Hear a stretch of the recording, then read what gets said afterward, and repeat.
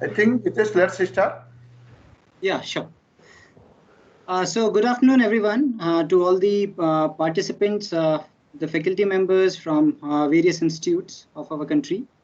So it is my pleasure to introduce Dr. Manish Kumar Goyal for session 2 of this FDP. So Dr. Manish Kumar Goyal is a very renowned researcher in the area of water resources and environmental engineering. So Dr. Goyal is presently working as associate professor, and he is also the dean of infrastructure development at IIT Indore. He recently featured in the top 2% scientists in the world. That was uh, published by Stanford University. He is also in the top 500 leading researchers in the field of environmental engineering. His research interests include agriculture, climate, water, artificial intelligence, and use of GIS and remote sensing techniques. He also worked as a research assistant at the University of Waterloo, and he pursued postdoctoral research from NTU Singapore and McGill University, Canada. He also was a visiting professor at University of Nebraska-Lincoln in USA. He has published 4 books, 25 book chapters, more than 120 technical research publications in a brief period of 12 years. He presently serves as an associate editor for the ASCE Journal of Hazardous, Toxic, and Radioactive Wastes. And in the past 10 years, he has supervised 10 PhD students as well as 8 postgraduate students. So for his outstanding contribution in the research, he has been recipient of several awards from various institutes and associations such as Indian Society of Hydraulics, American Society of Civil Engineering. He received the ASCE Best Theoretical Oriented Paper Award in 2012, and he has been a recipient of several awards from various agencies and organizations. So I welcome Dr. Goyal for this FDP and thank him to that he accepted our invitation to deliver a talk on this FDP program. So over to you, Dr. Goyal. Thank you. Okay, so first of all, on the outset, let me congratulate Dr. Gopal and Dr. Hitesh, Department of Civil Engineering, Shiv Nadar University, for bringing this very important FDP. And thank you very much for inviting me on my behalf and as well as IIT Indore behalf to interact with all of you as well as your participants. So thank you very much, and let us talk about something that we are probably hearing day to day news now. I hope my presentation is visible and you can hear my voice. Yes, sir, it is visible and okay. You are perfectly audible. Yeah. Okay, if I talk about rainfall is is creating havoc across the India. We are seeing in the newspapers daily and day in and day out.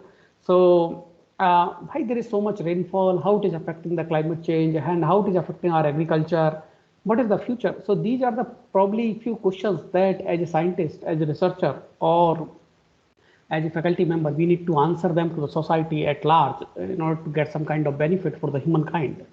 So if you remember, I think in July 2005, there was a heavy rainfall of 94 centimeters in 18 hours. So if in India we are getting the average annual rainfall of somewhere around 110 centimeters. So in the July 2005 in Mumbai, in just 18 hours, it's not a full day, it's not a 24 hours, it's only 18 hours, we got a rainfall of 94 centimeters. And around 1,500 people have died. If you remember another thing, in June 2013, 16 June, 17th June, in 72 hours, there was a rainfall of around 39 centimeters, 40 centimeters. And there was a huge loss of human lives. More than 6,000 deaths were reported. There is a loss of infrastructure, bridges, hydels, flora and fauna. Another things, if I can remember, in Chennai, November 2015, in the 48 hours, in the 2 days, there is a rainfall of approximately 48 centimeters, and around 1,500 people have died. And recently, in August 2018, in Kerala, in the 48 hours, we got around 31 centimeters of the rainfalls. So all these data, they indicate that we are getting the rainfall, huge amount of the rainfall in very short durations. And with this short duration, high intensity rainfall, we are not able to manage because our infrastructure that doesn't support this kind of intensity rainfall. And once such kind of rainfall is there, it is creating the havoc. And if you see the latest report of the NITI Aayog, they say that due to the flood, every year around 6,000 crore rupees is being wasted. And around 2,000 people have been died due to these kind of extreme events, especially in the floods. So we will talk about all these things. Just to set the tone of the lecture, I just gave you few examples that we all know and we have seen in the newspapers. Even we have discussed with our friends, colleagues, all these events, either July 2005 Mumbai, June 2013 Uttarakhand, November 2015 Chennai, or August 2018 Kerala. So all these things we have discussed several times, but to set the tone of this lecture, I just reminded them how to go ahead. Okay, so why we are talking and what I will talk in the next 1 hour. So this is what drought and floods are the new normals in Karnataka rainfall pattern change. India's climate story, floods, drought, and back again. So all these things they are publishing in the newspapers, either electronic media and print media, they are coming to our notice. So let us go on the basics and then we will go to the, we will answer some of these questions. So first of all, let me discuss about the weather and the climate. So basically we can define in two terms, time scale and spatial scales. In the weather, the time scale is hourly or days. By the climate, we talk about decadal scale or century scale. In the weather, we'll talk about the local scale or regional scale only. In the climate, we'll talk about the global scales. So this is the basic difference between weathers and climates. And another thing comes the climate change. So if there is any long-term significant change in the average weather, it means average precipitation, average temperature, during the course of 30 years or a large decadal or century experience in a given region, then how we can define that as a climate change. Average weathers include average temperature, precipitation, and weather patterns. And these changes in the weather and the climate, they may be due to the various factors like incoming solar energy, properties of atmosphere and surface, global energy cycle alteration, land use and cover change, hydrological cycle intensifications, greenhouse gas emissions, transportations, and all.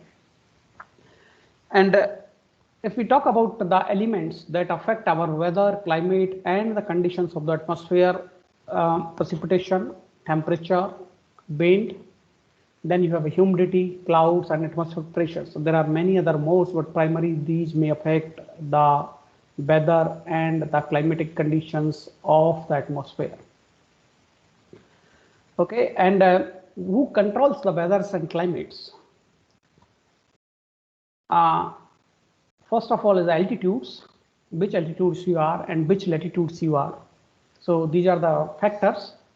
Then there's a unequal distributions of land and water, and by which there is a energy distribution. So unequal distributions of land and water on the earth.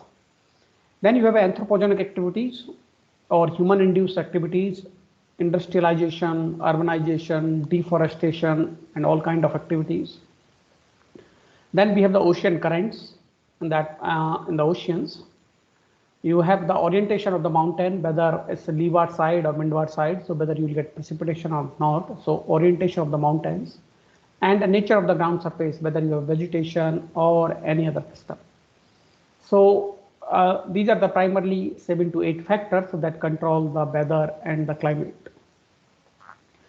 And coming to that, emission of the greenhouse gases and depletion, they may lead to the global radiation balance, and that can alter the changes in the climate. And due to this, there is a glacial lake change, glacier melts, increase in the sea levels, intensifying the hydrological cycle, which affects the rainfall intensity increasing, so floods, then droughts, and other changes in the atmospheric dynamics. Okay, so with this, I think we got an idea of weather, climates, factors affecting the weather and climates. So climate is nothing but an average weather. And in the technical terms, we can say that climate is statistics of the weather, which includes generally for the 30 years or more. And another things come the climate extremes that I just gave the example to you, Mumbai, Uttarakhand, Chennai, and Kerala. So these climate extremes are the extreme statistics of the weather. They results in unexpected, unusual, severe, or unseasonal weathers. Like in just 18 hours, you got a rainfall of 94 centimeters. So some kind of these climate extremes that we will discuss later part of this presentation. Okay, so the motivation just I mentioned, rise in the greenhouse gas emissions, warming, climate change, changes in the climatic extremes, durations, occurrence, and intensity of the droughts and floods in the futures, and it is intensifying the hydrological cycles. Okay, with this sets, let us discuss about how the climate change is impacting the India. Because in India, we got like 1.2 billion or 1.3 billion population, and economic growth in the last 2 decades was tremendous, and you got around 16 to 70% of the world population with only 4% of world water resources and about 9% of world's arable lands. So if you see these data, it creates lots of curiosity in our mind, because we are having around 17-18% of world population and only just 4% of world water resources, only just 9% of world arable lands. With that, we need to feed 17% of the world population. So this is one of the moot question that resources, water resources and arable land resources, they are limited. And in addition to that, the rainfall distribution across the India is highly uneven. In the western part of India, we have a Thar desert where you will get a rainfall of 5 centimeter, 10 centimeter, 20 centimeters per year. In the northeastern regions, near Cherrapunji, Maestram, you will get a rainfall of 2000 centimeters and more than that. So we have a highest rainfall receiving region on this planet in India. In contrast, we also have a desert in the western part of India. So spatial variation is very much higher, and the temporal variation, if we talk about whatever rainfall we got across the year, around 80% of the rainfall we are getting in just 4 months, 1st June to 30th of September. And out of that, if we see the trend in the last few years, out of these 4 months, we are getting most of the rains in August. September rains has reduced, July rains have reduced, and even June rains have reduced. So this uneven, highly uneven distribution in spatial and temporal rainfall is creating so many problems. Apart from that, there has been a significant change in the precipitation and temperature during 2000 to 2015 in India as compared to last 100 years. And this may indicate as one of the climate change indicators in India. Okay, so there are few data here how India's population, India's geography has been affected with these kind of disasters. So around 14% of India's geographical area is subjected to flood disaster. and 33 million people were affected by the flooding from 1953 to 2000. And if we talk about the drought, so drought of the 2016, that covered the 10 states of India, and it affected around 330 million people, 33 crores people, and it has caused an economic loss of $100 billion. So if you see the geographical area of India is quite on stake on these disasters. Millions of the peoples are getting affected, causing a huge economic loss. So this needs to be investigated further in order to understand how we can help the society, how we can help the mankind. Another things that many people are discussing about the groundwaters. So in North India, groundwater storage has decreased at a rate of 2 centimeters per year, while the groundwater storage in southern part of India has been increased at a rate of 1 to 2 centimeters per year between 2002 to 2030. And this is study is based on GRACE data, Gravity Recovery Climate Experimental data. So these data sets have been taken and studied, so how the experience of groundwater storage is coming. And India is such a vast country, so with a multifaceted geography, and among the different regions, whether you have a humid region, dry region, arid region, snow and glacier region, hilly region, or coastal region. In all these regions, the effect of the climate change and all these are different.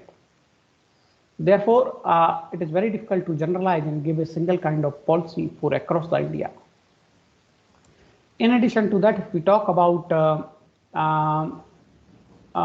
the crops, around 24 crores hectares of crops have been affected from 1953 to till date, and the economic loss due to these disasters of these crops is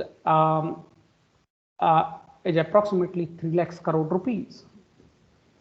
So all these data are pretty much with us, and we need to investigate how we can make use of this good data in order to get some kind of insights. Here is the map of average annual rainfall in India, where you can see like 110 centimeters of the rainfall that we are getting every year. And in several major river basins, number of rainy days have been decreased, while the number of intense events, it means high intensity rainfall events, they are going to be increased. Another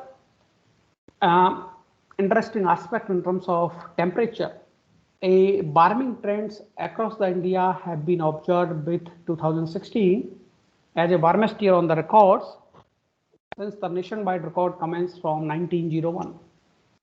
And national average annual temperature is showing a warming of 0.22 degrees Celsius per decade from 1971 to 2003. So there is some kind of warming element is also included in terms of data. An increase in the mean temperature has been observed across the India for a period of 107 years, with highest rise in western Himalayan region.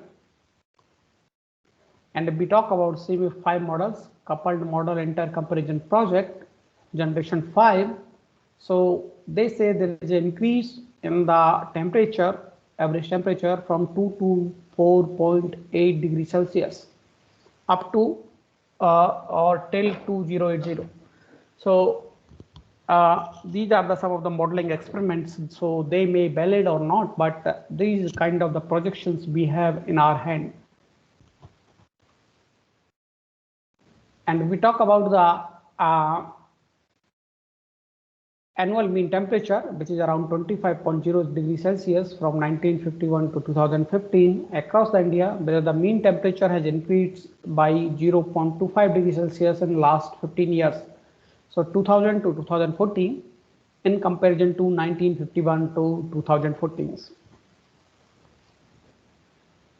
Once we talked about rainfall and temperature, let us talk about the river runoff, what's going on in terms of river runoff. So if we talk about the river runoff, in northern part of India, we have a declining trends in 41 years, 1970 to 2010, of daily stream flow records for Satluj River. And they have been observed at 3 gauging locations, Kasol, Sunni and Rampur. And if there is a declining trend in last 41 years, because this basin has got hydel power plants, and the water is also used for the agriculture. So this may have an adverse impact on these activities. Another thing is in the peninsular India, if we talk about our Mahanadi River Basin, there's a stream flow declined at a rate of 3,388 million cubic meters per decade from 1972 to 2007 onwards. If we talk about the Brahmaputra, in some of the parts, there's an increase in the number of particular flood occurrence in the Brahmaputra river basin. In the part of Northeast India, they have been recorded. And for Ganges, Brahmaputra, Meghna, that's a GBM basin, the long-term main runoff is projected to increase by 33 to 39% in these 3 basins by end of this century. So this is about the river runoff. And if I talk about rainfall, temperature, runoff and drought, some of the facts I just shared with you. And because drought is especially extensive events which affect large number of population in India every year, it is a source of concern for food security as well as economic vulnerability. And if I talk about last 5 decades, very severe droughts has been hit in India in 1960s, in the year 1965, in the 1970s, 1972 and 79, late 90s, 1987, and in late 2010, like 2009, where more than 40% of area has been affected. And if we analyze the trend in these droughts, they have increasing trends in terms of severity and in terms of frequency between 1972 to 2004 in comparison to previous 35 years from 1901 to 1935 and 1936 to 1971. So apart from this increasing the severity and frequency, and we have also found the general shift in drought that has been observed in agriculturally important coastal southern India, central Maharashtra and Indo-Gangetic plains. And drought conditions across 566 stations were assessed using SPI, the Standardized Precipitation Index, based on this 6-month SPI series. The increasing trend is found on northeastern part of India, where you can see in this picture, central eastern and southern parts, and decreasing trends of SPI were found in western, northwestern and southern part of India.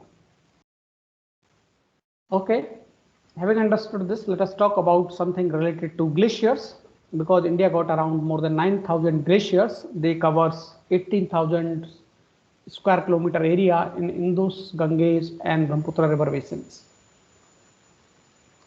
And changes in the glacier extent, glacier lakes, this basically influences the river runoff in the Himalayan rivers, Indus, Ganges and Brahmaputra. And because most of the population lies in these parts and they have the significant stakes in agriculture, water resources activities. So if there is any change, it will have the huge impact on northern India's populations. And the evidence of long-term mass balance that carried out for the glaciers that supports a net loss for Indian Himalayan glaciers for the last 4 decades. And annual rate of shrinkage of these glaciers is somewhere around 0.2 to 0.7%. in the Indian Himalayan region for 11 river basins in the period of 1960 to 2004. And if we talk about specific glaciers, mass balance of Chota Shigri Glacier located in Chandra River Basin of Himachal Pradesh showed a net loss of around 100 meters during 2002 to 2009. Another thing is that satellite images of this Jemu Glacier located in Sikkim Himalayan region, it has also reduced the snout portion in comparison to the surveyed topo sheet of Jemu Glacier of 1935. So these are the few data on the glacier and how they are shrinking in last 50-60 years. Okay, coming to the implications of the climate change and the policy actions, because India got a largest amount of the population, 17% of the bird population live there. If we talk about the global poor, it's around 30% of the population lives, and we got an agriculture-based agrarian economy. We have a larger coastal lines of approximately 7,500 kilometers, Himalayan region, islands. So it's a multifaceted geography. And the national water policy of the government of India that was first came to the picture in 1987. Then there was a change in some policies that came in the 2002, emphasized the ecological and environmental aspects of water allocation in rapid changing scenario. But despite different policies adopted by the government at different levels, the water law continues to remain inconsistent, or we can say somewhat adequate in the 21st century because of various elements at local, regional, national, and international and their enforcement issues. So if I give an example of this, like Floodplain Act, that's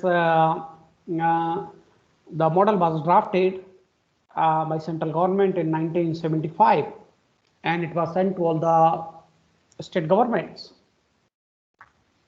Some governments like Rajasthan, Manipur, they have worked on it and make some kind of act of Floodplain Act or Flood Zoning Act, but the enforcement was issue. So because if like you have a Floodplain Zoning Act, so you can divide the certain part of land as a Zone 1, Zone 2, Zone 3. And we can say that in the Zone 1, there is no possibility of the flood. In the Zone 2, there is a lesser possibility. In Zone 3, there is a higher possibility of the flood. Then all the development works you can do in the Zone 1. In the Zone 3, you cannot do anything. So by this way, we can reduce the losses of human life, infrastructure, agriculture, flora and fauna. But these acts has not been enforced or not had been developed at many parts. Though there are few regions like if you divide certain area of the land like this, we have a highest amount of population. We cannot do that because population we need to shift somewhere, and they need to have the houses, they need to have other kind of infrastructure facilities. So all these challenges are still there, and we need to work on this. And this Flood Zoning Act in 1975 was conceptualized, and now we are in 2020 or 2021. So after around 45 years, now I think we should work on it. We should strictly enforce it. Then perhaps we can have the lesser kind of harmful or lesser losses due to these extreme events of water. Another thing is that the good quality data. In order to do the modeling and some kind of stuff, you need a good quality data, and this data needs to be upgraded continuously, and this is some kind is missing. And we should have the network of these data, storage for the data, and that should be freely accessible to all the people who can work on it. And promote the interdisciplinary research centers in the different kind of the country. So this will assist in making the scientific decisions on water and climate change policy. So to take forward this I just mentioned, like National Action Plan on Climate Change has been launched in 2008, improving the agriculture water use efficiency, improving or expanding the forest cover from present 22% to 33%, measures for water resources security, and minimizing the causes or losses due to the adverse impact of climate change must be taken. So these are the few take forwards from this study, and now I will discuss about one of the case study, probably that you have much more interest on that. So just if you remember in the previous slides, I mentioned about the climate models. In the climate models, basically what you do, you try to have some kind of grids, horizontal and vertical grids in terms of latitude, longitudes, and then vertical grids you have heights or the pressure, and you discretize them based on 0.5 degree to 0.5 degree or 1 degree to 1 degree, and we solve the equations of mass, momentum, and conservation of energy in order to have the transfer of the exchange between these Earth's climate system, and then you'll get some kind of data, and these models are generally known as global climate model or general circulation models. And these climate models, they have the different kind of spatial resolutions from 100 to 300 kilometers or 50 to 250 kilometers. Now you have a regional climate models as well. And based on these outputs, you'll get the temperature, precipitation, and several other parameters as an output of these climate model data. And now I will let me give you some kind of steps here. If you see whole India, we have divided into 24 river basins as per India Varis CWC Central Water Commission's classifications. And here the data we have taken of the past 1975 to 2019. So this data we have taken observed daily graded precipitation data from IMD, Indian Meteorological Departments, Pune. And the future data we have taken for 2025 to 2095 simulated daily precipitation data sets from 21 CMIP 5 models, coupled model intercomparison project generation 5 general circulation models from NASA Earth Exchange Global Daily Downscale Climate Projections for all these 24 river basins. And this is the list of the river basins. If you see, first one is the Indus River Basin, 2A that we mentioned is Ganga River Basin, 2B Brahmaputra River Basins, 2C Barak and other river basins, third one is the Godavari River Basin, fourth one is the Krishna River Basin, fifth one is the Kaveri River Basins, sixth Suvarnrekha, Brahmani and Baitarni, Pennar, Mahi, Sabarmati, Narmada, Tapi, and all other river basins. So as informed by your organizers that participants are from across the India, so in whichever part of India you are located, you can see the location of your river basin, and once we will discuss the results of each of these river basins, you can try to correlate with your specific area. Okay, so here we have some kind of indices, extreme precipitation indices, CDD, consecutive dry days, maximum length of the dry spell. Then you have a CWD, consecutive wet days, maximum length of wet spell. R20, number of extreme heavy precipitation days, and here we will count the number of days if the daily precipitation is greater than 20 mm. Then we have R95, so total amount of extreme precipitation. It means the if annual total precipitation when the daily precipitation is going 95th percentile of annual precipitation. So these four kind of precipitation indices we have taken to determine the extreme amount of rainfall. CDD, CWD, R20 and R95. Okay, so here is a general example. Let us say daily precipitation for the month of April 2020 is this one. From 1st April 2020, precipitation you got 1 mm. 2nd April you got 2 mm, and the 30th April you got 30 mm. So 95th percentile for this will be 28.55. Then we can have a consecutive dry days. It means that the annual precipitation is less than 1 mm. So here is the not 1 mm. So we can say CDD 0. CWD, consecutive bed days, maximum length of wet spell, bed days when the precipitation is greater than or equal to 1 mm. So you can say here 30 days. Number of extreme heavy precipitation days, where daily precipitation is greater than 20 mm. So you can say 20 to 30. So you can say 11 days. R20 is 11 days, and R95P. Annual total precipitation when daily precipitation is greater than 95th percentile. So if the is greater than 28.5 mm, it means only 29 and 30 will come into the picture of R95.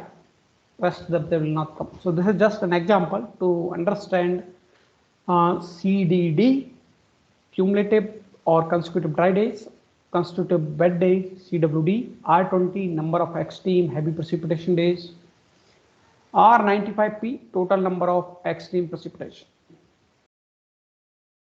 Okay, so 0 days, 30 days, 11 days, and 29 plus 30, so 59 mm.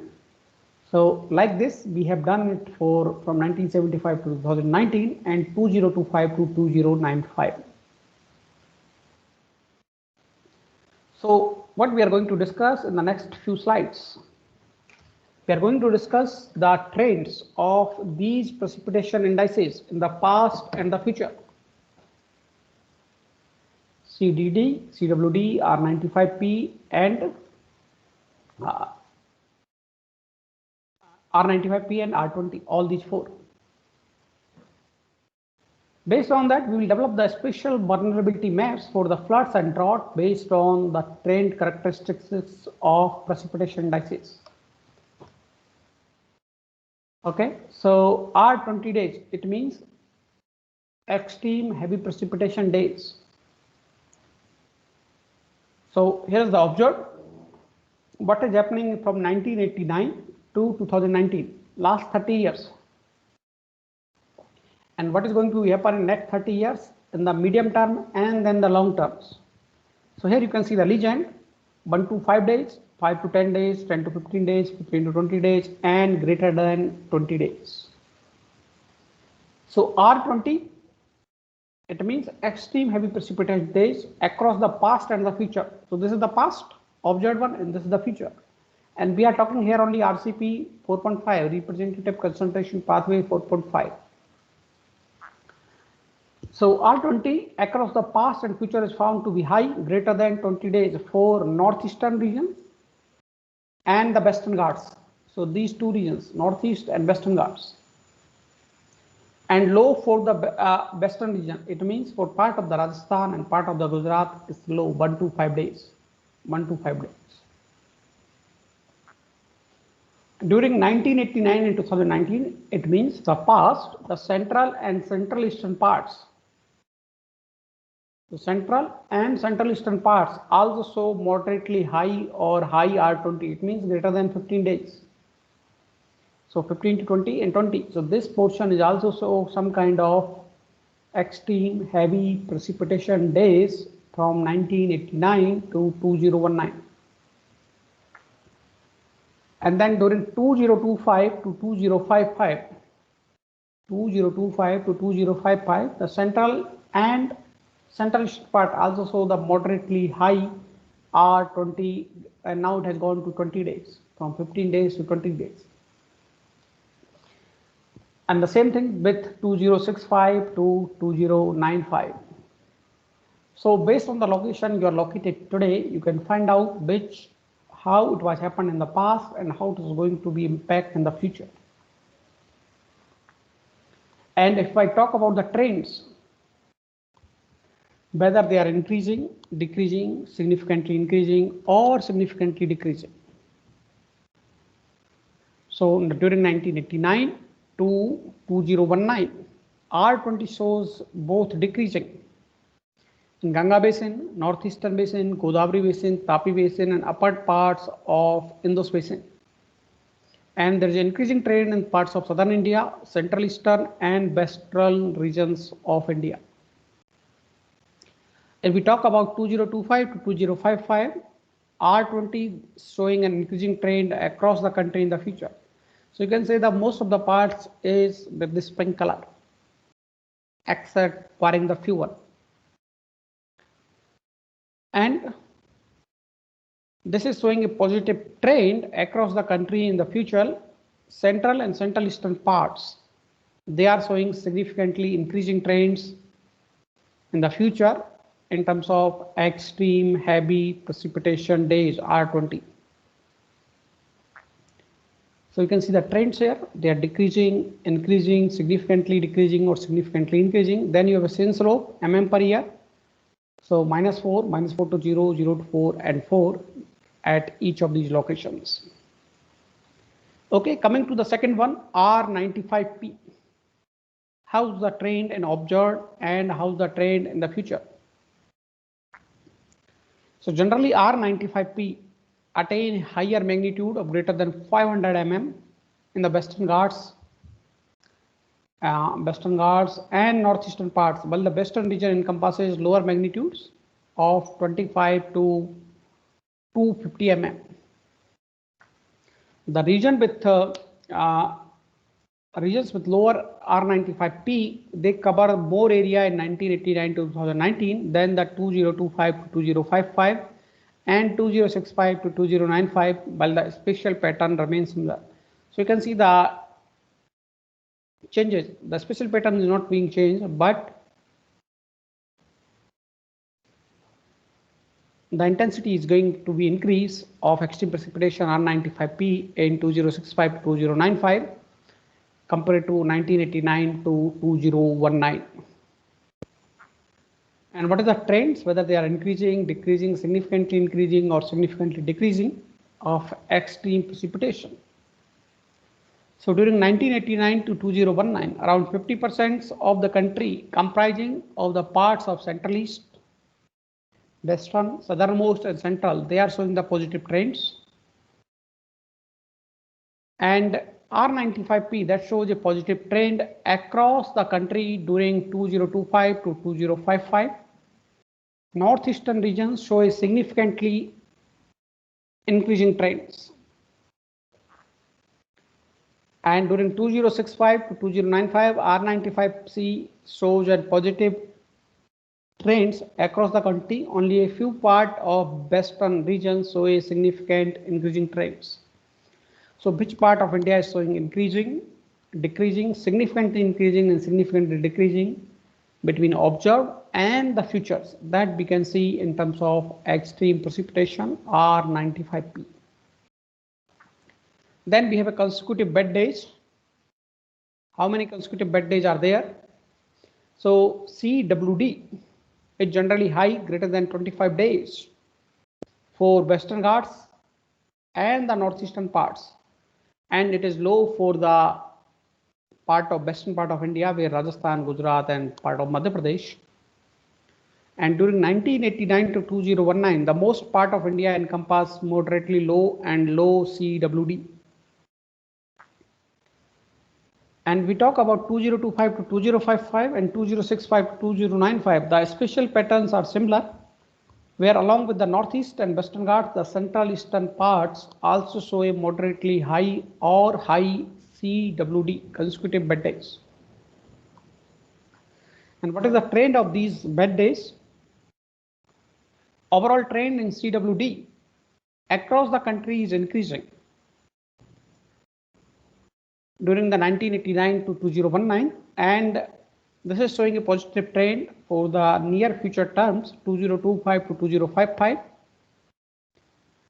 and 2065 to 2095 also is showing the increasing trends across the country, except the westernmost part is showing the decreasing trends that you can see it here. So this is the trend and consecutive bad days. And now the last one is consecutive dry days, CDD. So what is the trend in CDD, consecutive dry days, 1989 to 2019? And because CDD is mostly high, greater than 200 days in western part of India, You can see in all these three pictures. And it's low in terms of northeastern regions and Western Ghats regions. So during 1989 to 2019, the regions showing moderately high or high CDD, cumulative consecutive dry days greater than 150 days, covers relatively less area than during 2025 to 2055 and 2065 to 2095. The spatial extent of high CDD will increase in the future. What is the trend in CDD, consecutive dry days? So during 1989 to 2019, the CDD is showing a general increasing trend, mostly between 0 to 1 days per year across the country.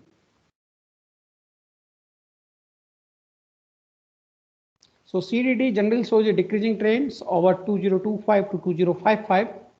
However, a fewer parts of northeast, northern and central eastern part of India are showing an increasing trends. During 2065 to 2095, CDD generally shows a decreasing trend across the country. However, a few parts of western and northern India show an increasing trends. So what are our final conclusions and discussions? R20 and R95P, they show an increasing trends in the major parts of the country in the future, and which is coherent to the previous studies that has been done to evaluate the same with these models. Cumulative dry days, that shows a follow of decreasing trends towards the end of the century, which is also coherent with the findings of RABTL 2014 for monsoon season. In this present study about the evaluation of the precipitation extremes, improves our understanding of the extremes in the changing climate, and it provides the valuable additional information for development of disaster mitigation strategies in India. There are few assumptions and few limitations for this study, like stationary nature of the climate, more GCM can be incorporated, only 2 scenarios are considered, other scenarios can also be considered. In addition to that, what we have done in the next part of this study, we are seeing now the individual variables, CDD, CWD. Now we have taken their joint behavior and how this joint behavior is working. Because if the two things are going to be increased, let's say cumulative bed days and R95P, then you have a high expectation also of higher amount of the water, and it can lead to the flood. Similarly, if the CDD and CWD both are working, so they can lead alternatively to the drought and floods. So these kind of joint behavior analysis also we have done, and some of the results are with us. And these are the few general references that we have used in this study. So with this, I think I will end the first part of this lecture. So if you have any questions, please go ahead before I start the second part.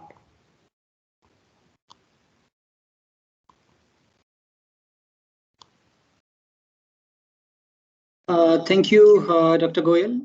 So for the participants, I have enabled their mics. So if there are any queries, they can please unmute themselves and ask the queries, or else they can also type in the queries in the comment in the chat box.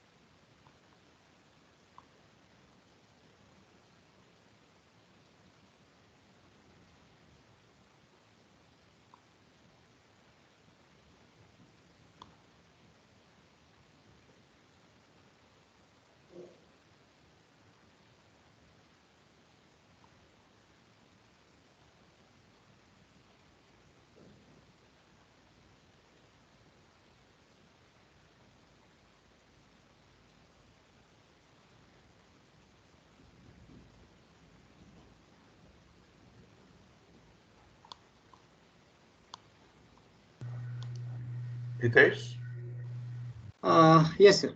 can we move to the second part if the participant doesn't have any questions? So we can move to the second part. Yeah, I cannot see anything in the chat box right now. So I again repeat, if there is any query, you can please unmute yourself. The participants can unmute themselves and ask the queries. Okay, so I think we can start the second part. Or Sure, just sir. take a 2 minutes, then we can start. Yeah, sure, sir. We can wait for 2 minutes and then we can start. Okay. So there is a query in the chat box from Manoj Yadav. So he's asking what indicators we use to detect temperature extreme events.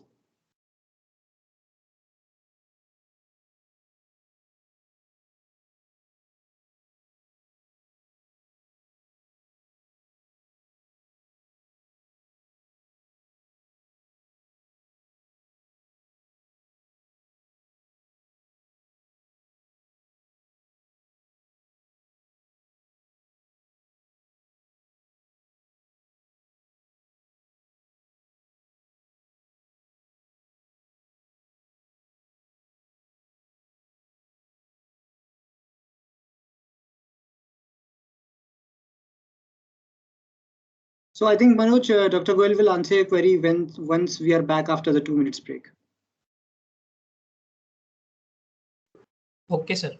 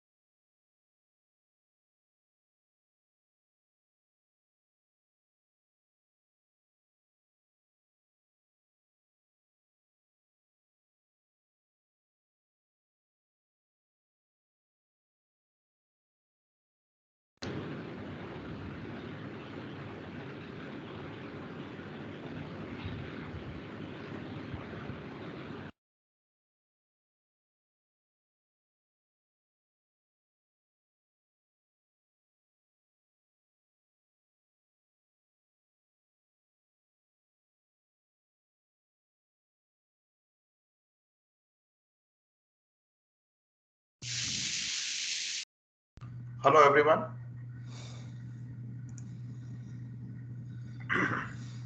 Myself is the Dr. Gopaldas Singhal here. I would suggest to all the participants to raise your query or I will say to discuss with your speaker, whatever question come in your mind from the top. So it will be beneficial to you guys if you raise your query and discuss with the speaker. So that's my suggestion to all of you. So on all the session, we will have some time for the discussion time, and that will be good to utilize of that time. Okay, thank you. Dr. Tesh, would you like to say anything here? Yeah, so for the time being, I would like to share a poll with all of you, with all the participants. So it is a simple poll basically. So what I've done in the poll is that I've asked for your means how familiar are you with the area of remote sensing and GIS. So I think we can do it afterwards. Dr. Goyal have joined us. Okay. Yeah, I think I see just a question in the chat box. Yes, sir, there is a question in the chat. What indicators we use to detect temperature extreme events? Yeah, I think it's a very good question. Like I just mentioned for the precipitation extreme events, so like temperature also we have several other measures. So like you have a percentage of days where the temperature is less than the 10th of the percentile. Percentage of the days where your temperature is more than the 10th of the percentile, or you can have the maximum temperature is less than the 10th of the percentile. And the simple two one, you have the minimum value of the daily minimum temperature, minimum value of daily maximum temperatures. Then you have a percentage of days where you are T max or T min, it got more than 90th of the percentile. Like this, you have parameter. There's another parameter called extreme temperature range, that is also there, where you can have the maximum temperature of the day and minimum temperature of the day, and in a like 1 month you can divide with 30th, and then you can get this daily kind of temperature range. And you have an extreme temperature range, similar kind of stuffs. So these are the 5-6 indicators for temperature extremes. Thank you, sir. Okay. So, okay, I'll go to the next one.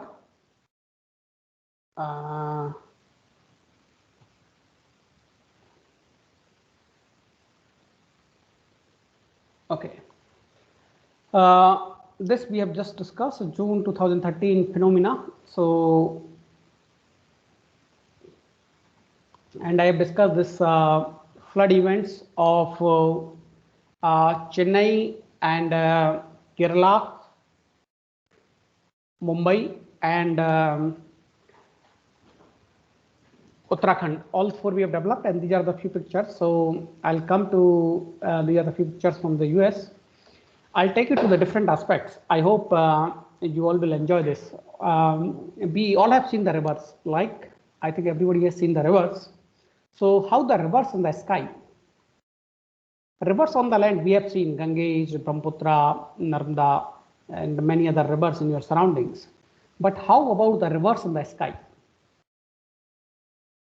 And these rivers are called atmospheric rivers. So we'll discuss a few aspects of these atmospheric rivers in order to understand more about them. So I'll discuss the 3 aspects: physical aspects, length, width, all these kind of stuff; technical aspect, how much water they are carrying; scientific aspects, how as a person or as a scientist we can analyze them, and how we can take the right information from them to detect or to from our side. So we will discuss the atmospheric rivers with physical aspects, technical aspects, and the scientific aspects. Okay, so physical aspects. What are these physical aspects in the atmospheric rivers? I hope. Okay, can you see this kind of tubes? And this is the western coast of US. From there, there is a water or moisture that is moving towards this western coast from this ocean, and it is having the heavy rainfall in this area. So you can see once more, this atmospheric humidity fume is moving from the atmosphere or from the ocean towards the land or towards the west coast of US. So this is a scientific visualization studio, an atmospheric river reaching to the California.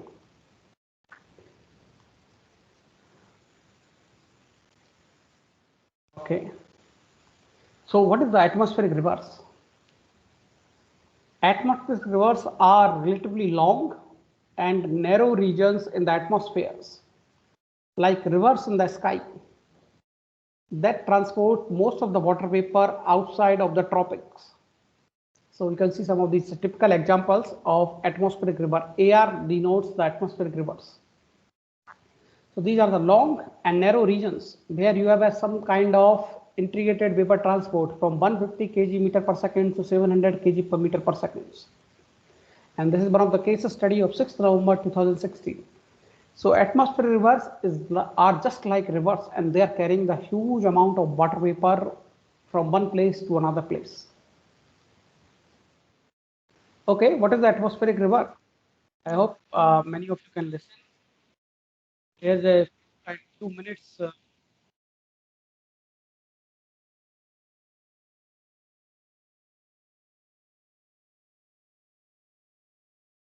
Sorry to interrupt. Is there a audio as well in this, sir? Audio is not there, only video. Okay, yeah, video is visible. Thank you.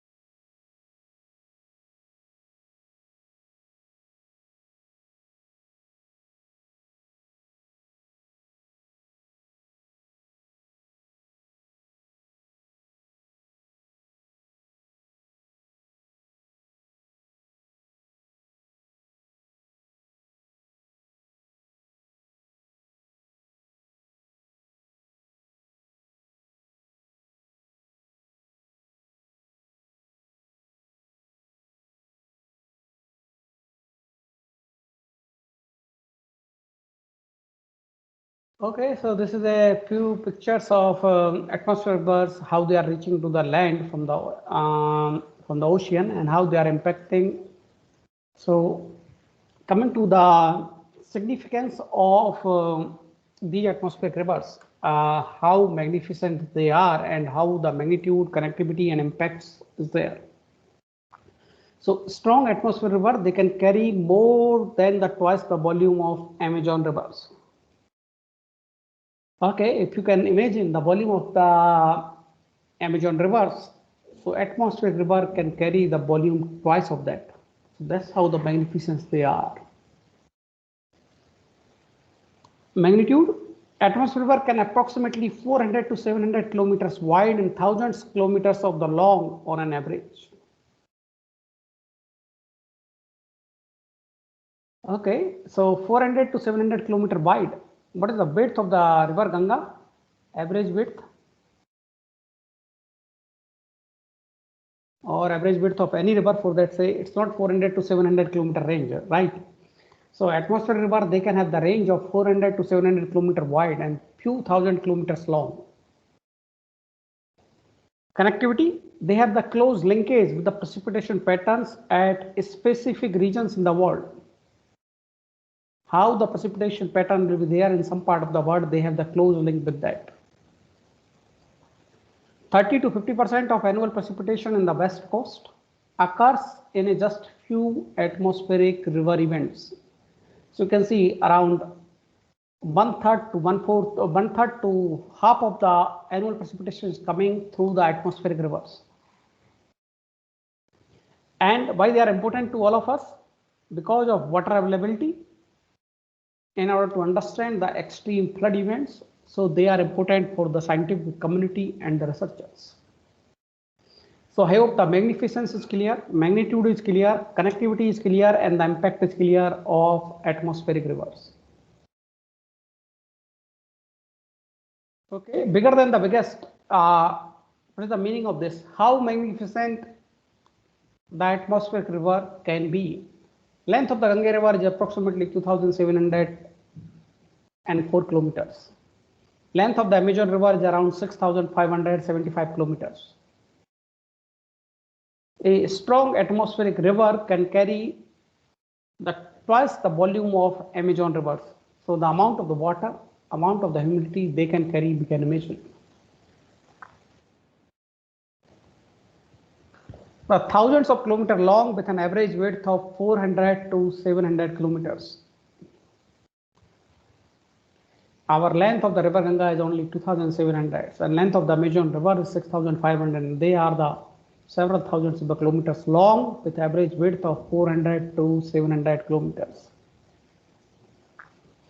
Impact: close linkage with the precipitation patterns at specific regions in the world.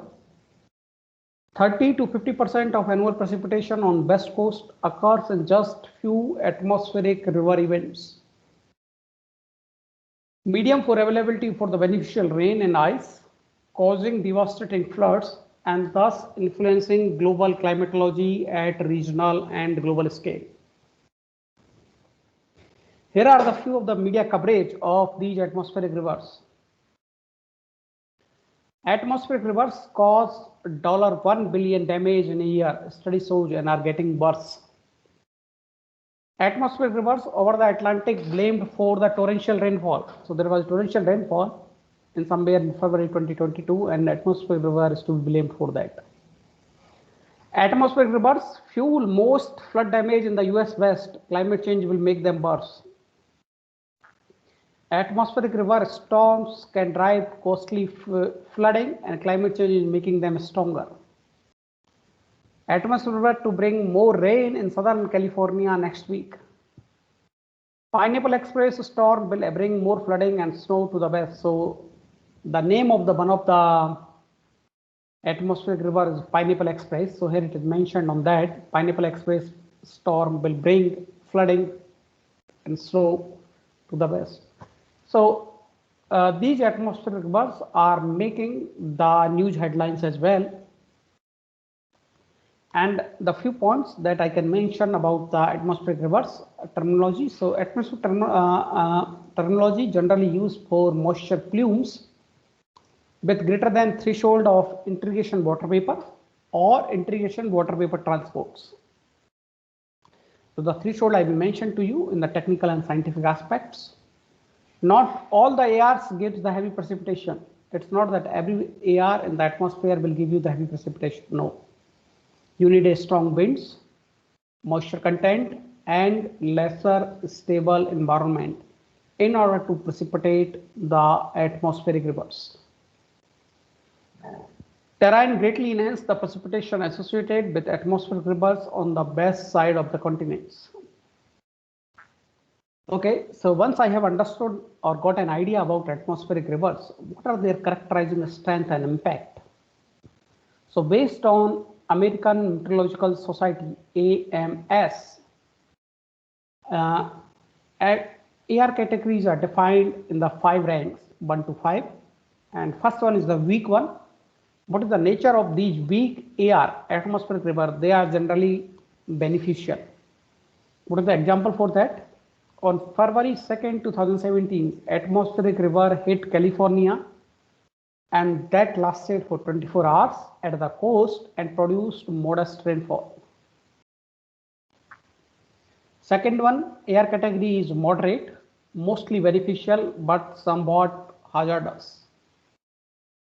An atmospheric river on November 1920, 2016 hit Northern California and lasted 42 hours at the coast and produced several inches of rain that helped replenish low reservoirs after a drought. A strong balance of beneficial and hazardous. An atmospheric river on October 14-15, 2016 lasted 36 hours at the coast and produced 25 centimeters of the rain that help refill reservoirs after a drought, but also cause some rivers to rise just below the flood stage. So it is some kind of balance, beneficial as well as hazardous. Rank number 4, AR category extremes, is mostly hazardous but also beneficial. So an AR on January 8 and 9, 2017 that persisted for 36 hours. It caused the 35 centimeters of the rain in Sierra Nevada and caused at least a dozen of the rivers to reach the flood stage. So this is mostly hazardous. Then you have rank number 5, AR category exceptional. They are primarily hazardous in nature. So what is the example for that? On December 29, 1996 to January 2, 1997, AR lasted over 100 hours. So it's more than 4 days at the central California coast, and the associated heavy precipitation runoff caused $1 billion in damage. So based on the category, we need to characterize whether it's a weak category, moderate category, strong, exceptional, extreme, or exceptional. Based on the nature, we can define from beneficial to the hazardous, and we have given you few examples of these ARs.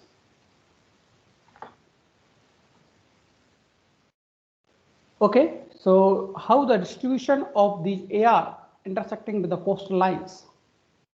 So here you can see the frequency of number of days per year of atmospheric rain landfall during 1979 to 2018. You can see the map of India here. This is the India that I have just. So number of days per year, 5, 10, 15, and 20. So availability of atmospheric rains intersecting the coastal line at 6 hourly time steps. Landfalling ARs are more frequent in west coast of North America, southern South America, and Europe. Considerable number of landfalling ARs at various locations including South and East Asia, Australia, New Zealand, northeastern North America, Central America, northwestern, southwestern America. So these are the distributions of atmospheric air intersecting with coastal lines. Why to study the atmospheric river? Why it is important? Because of weather forecast, water resources management, flood risk management, to save the property, infrastructure, human life, flora and fauna. So these are all the physical aspects. Now let me move to the technical aspects of atmospheric rivers. In the technical aspects, we will discuss the two things: integrated water vapor transport (IVT) and integrated water vapor (IWV). So you have a wind velocity and you have altitudes. Once you have the wind velocity and altitudes, you can multiply with water vapor and you can sum it up vertically and you will get integrated water vapor. And once you do this, and you will get this water vapor transport with respect to altitudes, and we can sum up vertically, and then you get integrated vapor transports from one place to another place. The formula for integrated vapor transports is IVT is nothing but square root of 1 upon G from 1000 hectopascal to 300 hectopascal QUDP whole square plus 1 upon G integration of 1000 hectopascal to 300 hectopascal QVDP whole square. For integrated water vapor, IWV is nothing but 1 upon G integration of 1000 hectopascal to 300 hectopascal QDP. So where Q is nothing but average specific humidity, U and V they are the zonal and meridional bands, and dP is the pressure difference between two adjacent pressure levels. So you have 1000 hectopascal, you have 950 hectopascals, and then from the surface to the atmosphere. And as I mentioned earlier, there are thresholds. So threshold for IVT popularly is adopted as 100 kg per meter per second. And for IWV, it was 20 mm for distinguishing an AR. So 20 mm for IWV and 100 kg per meter per second is for IVT. So the maximum moisture lies in the troposphere layer of the atmosphere, which ranges from sea level to 10 kilometers upwards. So because you have a maximum temperature, that's a troposphere, and 100 hectopascal pressure level is few meter above the sea level, and 300 hectopascal is extended up to upper limit of the atmosphere, that is around 10 kilometers. So basically from surface to 10 kilometer you are integrating to get the IWB and IBT. So these are the few technical aspects, and what are the data you require? We require the data of specific density, zonal wind and meridional wind, it means eastward wind and windward winds. So spatial resolution of these is 1.5 degree by 1.5 degree, and pressure levels are 21 levels, 1000 hectopascals to 300 hectopascals, and the data we got from ERA interim ECMWF. Here you can see the map of a zonal IBT, 1 upon G 1000 hectopascals to 300 hectopascals QUDP, and if U I replace with B, I will get meridional IBT. So this is the zonal IBT and meridional IBT at the time steps of 10/01/2004, and you have the distributions of these moistures. Characterizations of atmospheric rivers, because atmospheric river is a combination of moisture and the strong winds. So thresholding criteria for the characterizations of the AR may depends on various factors.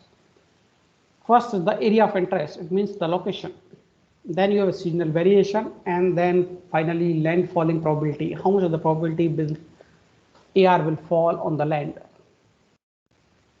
So detection of the AR, how can we detect it in the atmosphere? So we can extract the original set of the objects based on IBT, integrated vapor transport magnitude, threshold at each grid cell. After that, what we can do, we can have some kind of directions, length, and the length to width ratio with these criteria and the threshold, and then we derive whether AR have the landfall, identification of AR with the landfall. So this is the methodology to detect the atmospheric rivers. So generally 85th of the percentile we take. So IBT is nothing but a square root of 1 upon G, 1000 hectopascals to 300 hectopascal QUDP whole square, plus 1 upon G, 1000 hectopascal to 300 hectopascal QVDP whole square. And 85th percentile mean map for 5 months for each of the 12 months at each grid throughout all the time steps for all months. So here you can see this map of IBT 85th percentile for a month of May, June, July, August, and September, 5 months throughout the time steps from 1979 to 2018. And you can have these IBT will be higher on these places. Then we can have the detection criteria and the shapes. So these are the criteria. IBT should be greater than 85th of the percentile. Length should be greater than 2000 kilometer.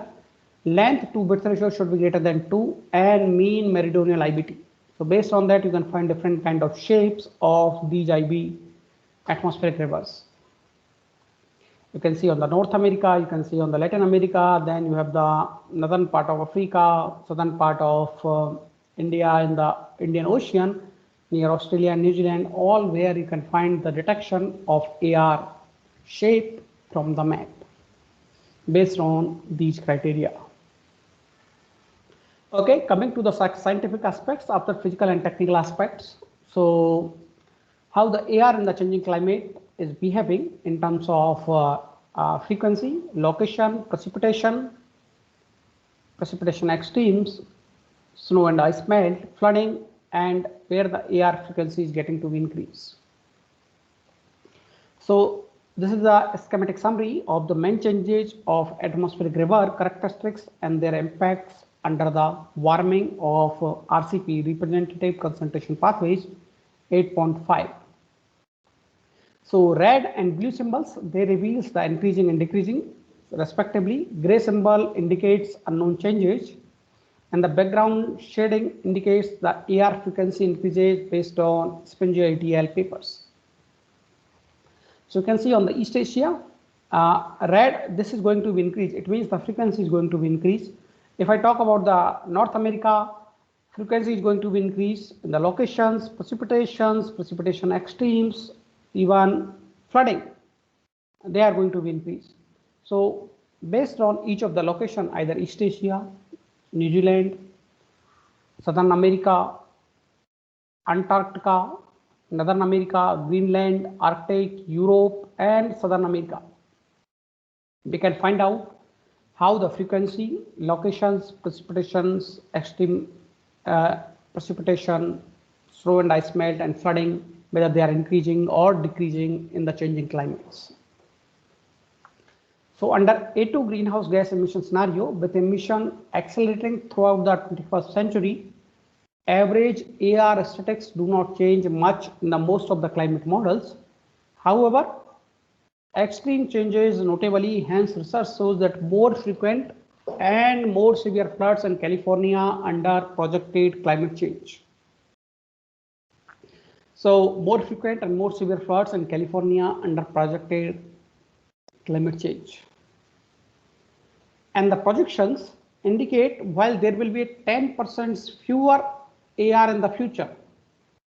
So you have a fewer number of AR in the future, but AR will be around 25% longer, 25% more wider, and exhibit strong integrated water vapor transport under representative concentration pathways of 8.5. And these change will result in pronounced increase in the frequency of AR conditions under RCP 8.5. It means 50% globally and 50% in northern mid latitudes and 60% are more southern latitudes. So though there will be lesser fewer, but intensity in terms of length, width, and strong IVT will be there in the future atmospheric rivers. And here we try to find out if there is some kind of relation between large scale climatic oscillations and atmospheric rivers. So here are one study where that indicates that when the AO is in the negative phase and PNA is in the negative phase, both AO and PNA in the negative phase, AR are making the landfall in California during November to March of winter year 1998 to 2011. So this is some kind of relation with atmospheric rivers. And the joint negative in phase relation between AO, atmospheric Arctic oscillations, and PNA, Pacific Northern American patterns, was found to be associated with extreme snowfall in Nevada during the winter 2010 and 2011. However, there may be many uncertainties associated with the linkage of various large-scale climatic circulation with AR individually and the collectively, and there is a much more kind of data and intensive research is required. So what are the final conclusions and remarks? The global distribution of atmospheric rivers and the associated large-scale water vapor transport indicate a critical role of AR in shaping the global weather water cycle. AR landfall occurs in all continents and major islands, which has implications to extreme meteorological and hydrological events and water resources in many locations. Considerable AR landfalls also occurs in the region where AR have received less scientific attention, including South and East Asia, Australia, New Zealand, Northern Eastern, Northern America, and Northwestern America. Regions with more AR occurrence tends to have more persistence AR as well. So these are the few conclusions with this. And more devastating AR are expected to be in the future as per projections of the global circulation models with global warming. It may more focus for better understanding of AR for developing the robust system for water resources management and risk management. Circulation drivers that modulate the AR landfall location and the duration, for example, are vital in understanding the impact on the land, but they are also the key source of uncertainty. With this, I think let me stop here, and if you have any question regarding atmospheric rivers or any other general, please go ahead.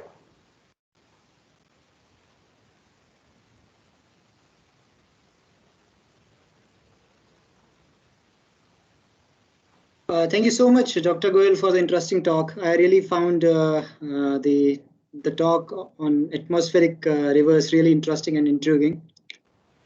So if there are any questions from the participants, so again, I've unmuted them, means I've allowed their mics, so they can please unmute themselves and ask the queries.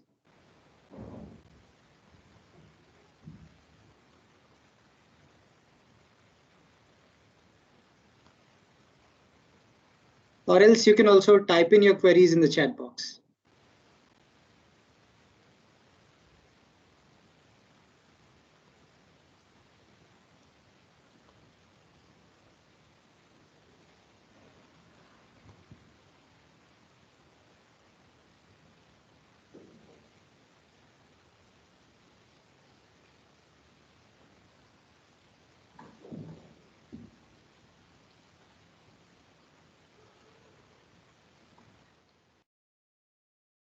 Okay, I think Hitesh, I think there's no question. So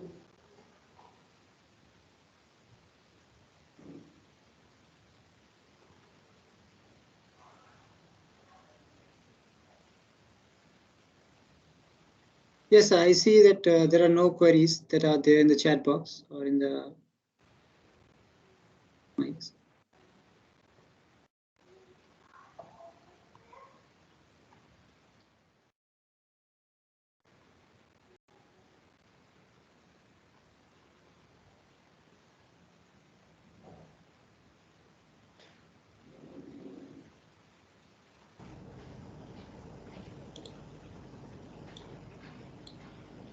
Someone from the audience has unmuted.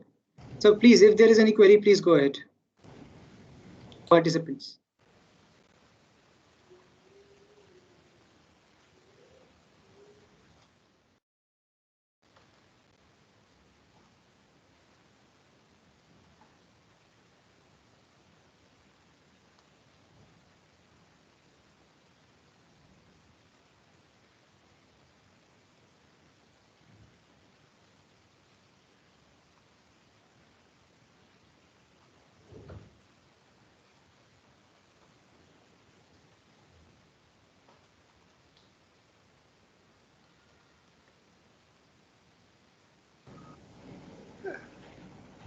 Good afternoon, sir. Can I ask a question?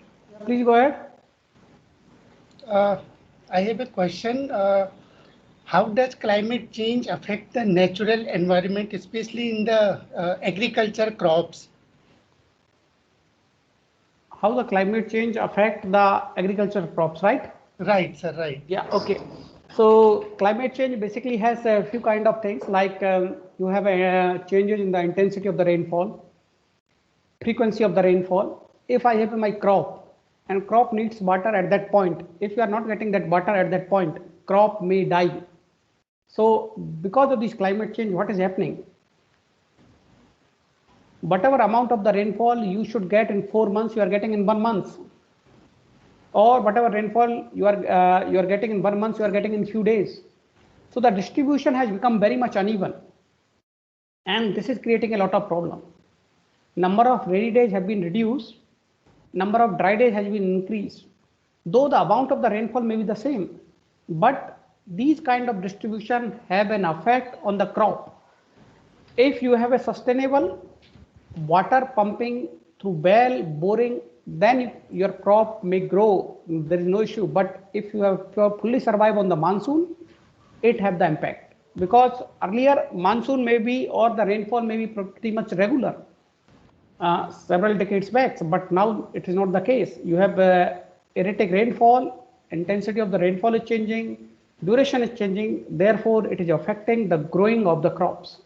So that is one of the reason how the climate change is affecting the crops. I hope I am clear. Yes, sir. Thank you very much, sir.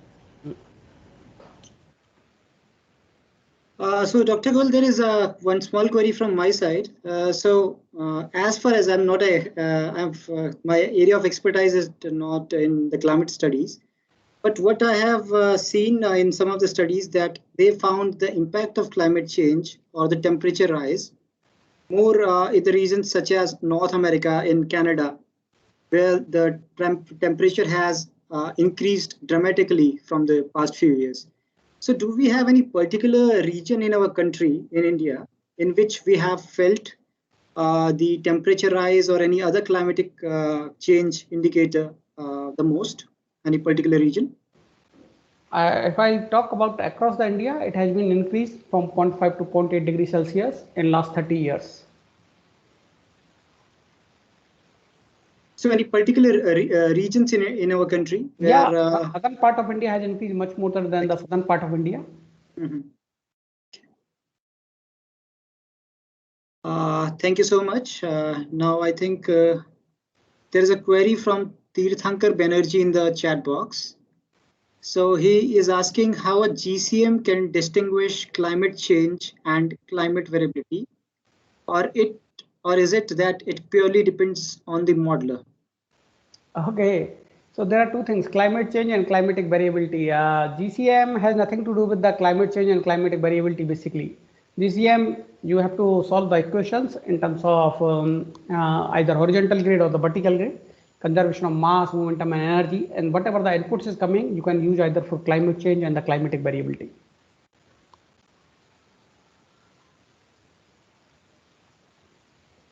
So I hope, Mr. Tirthankar, you have got your answer. Okay, so we will wait just for a minute to see if there are any more queries.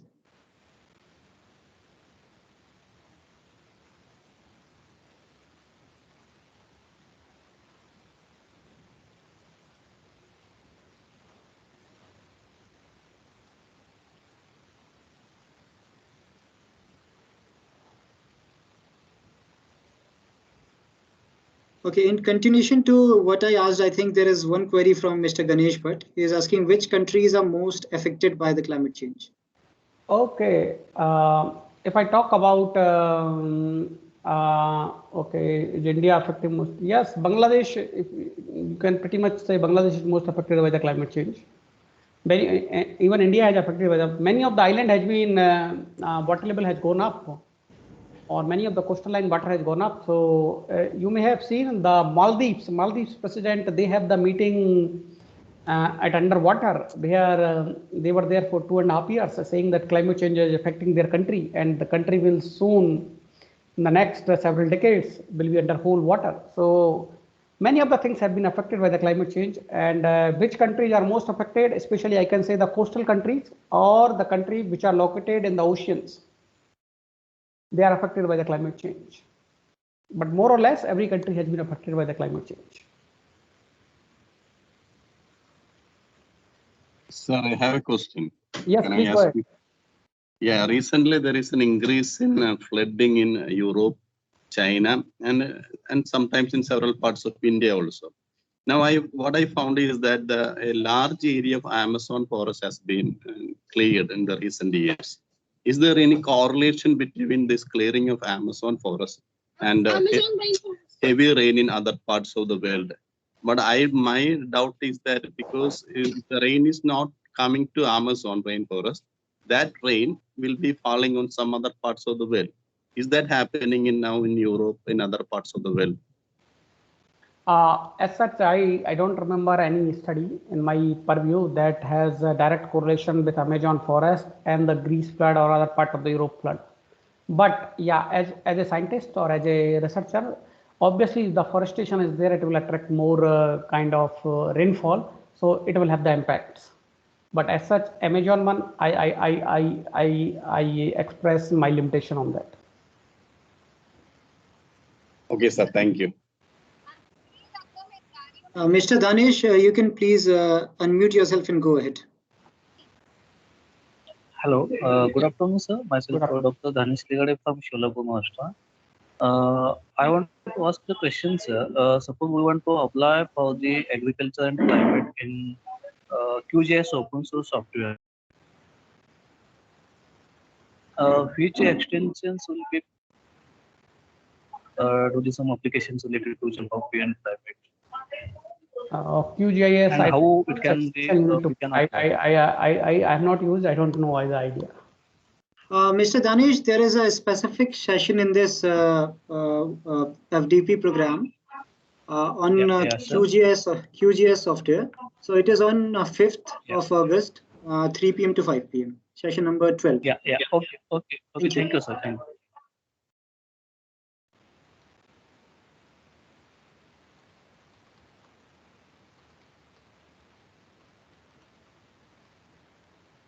So, Dr. Goel, if time is permitting, can we take a few more queries if there are any? Yeah. Take it.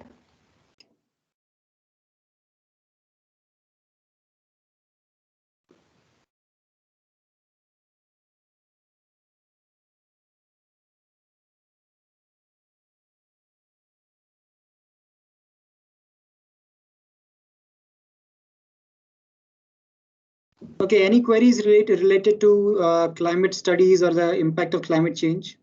Dr. Goel will be welcoming those queries. What Hitesh you can do, I think they are not asking. You can collate after that and then send it to me. Then we can. Yeah, sure. That can be done. Yeah. So if there are any queries to Dr. Goel, you can please share it in the chat box or email to me. I'll just collate them and I'll share it with Dr. Goel, and he'll be very happy to answer those.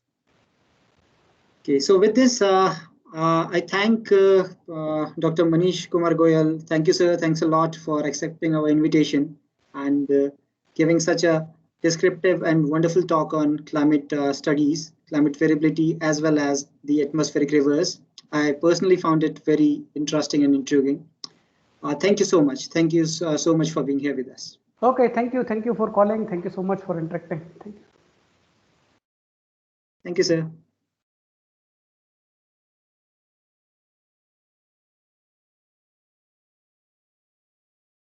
Okay, so now we are concluding towards the end of our session 2. So I'm just stopping the recording as well.